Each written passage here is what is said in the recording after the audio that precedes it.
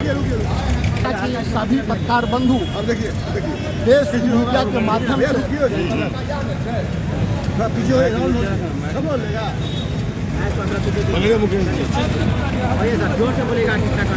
विगत 17 दिसंबर को राज्यसभा में देश के गृह मंत्री और भारत सरकार के गृह मंत्री के द्वारा 17 दिसंबर को राज्यसभा में जिस प्रकार से अंबेडकर जी के विरोध में आपत्तिजनक और अपमानजनक बयान दिया गया है, ये निश्चित रूप से सिर्फ सरकार और संसद के लिए आपत्ति नहीं है, इस पर देश की जनता को आपत्ति है और ये देश की जनता का अपमान है।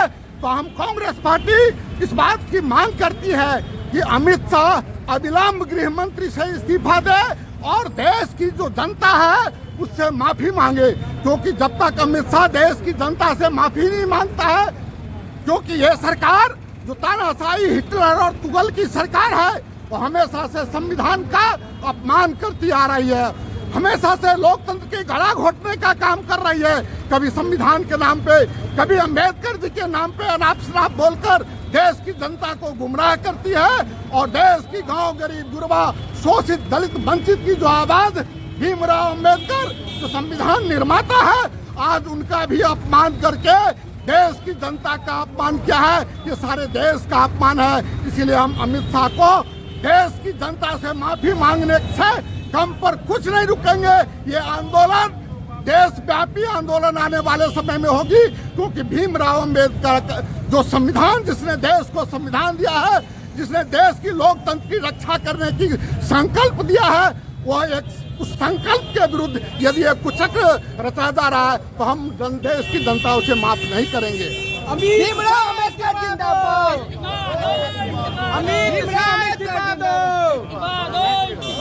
क्या कहना चाहेंगे आज ये प्रतिरोध मार्च पे? क्लियर कंसेप्ट है।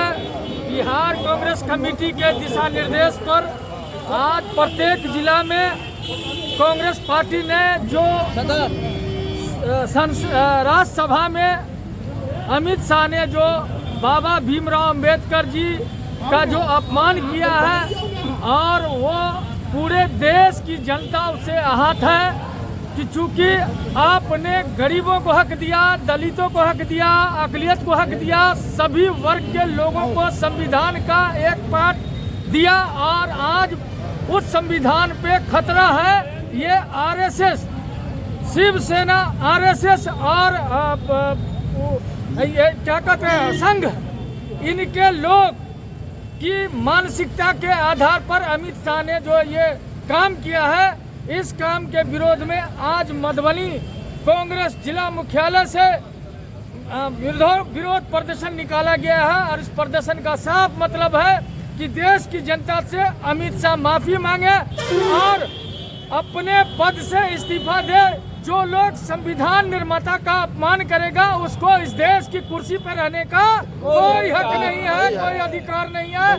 देश की जनता जाग चुकी है। लोकतंत्र की रक्षा के लिए जो आदरणीय हमारे राहुल गांधी जी ये कर रहे हैं, संघर्ष कर रहे हैं, वो रहेगा नहीं जाएगा और अपमान बाबा भीमराव अंबेडकर का कोई नहीं सह सकता, चाहे वो हिंदू हो, मुस्लिम हो, सिख, ईसाई हो, कोई भी हो, वो अपमान न सह नहीं सकता। इसलिए अमित शाह को माफी मांगना चाहिए।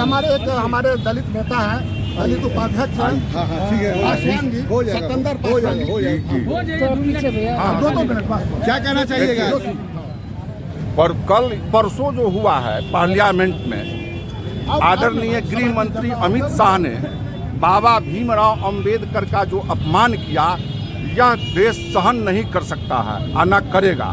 तो मेरा कहना है कि आपने जो यह कहा कि बाबा साहब का नाम लेकर के, तो यह देश कब तक यह सहता रहेगा?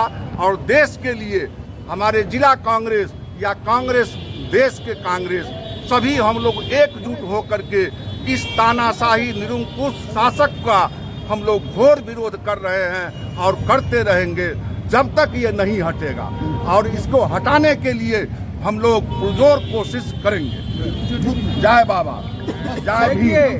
परसों जो सदन में देश के गृह मंत्री के द्वारा जो बयान आया हुआ है, वो असली चरित्र एक ना एक दिन सबके सामने आ ही जाता है। चरित्र का पर्दाफाश होता है।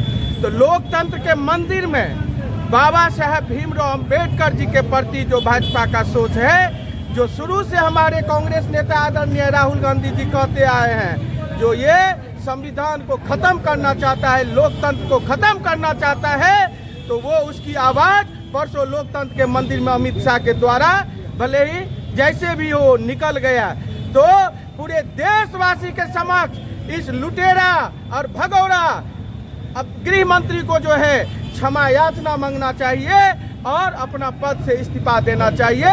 अब जनता जाग चुकी है। ज्योति झा, प्रदेश प्रतिनिधि, बिहार कांग्रेस।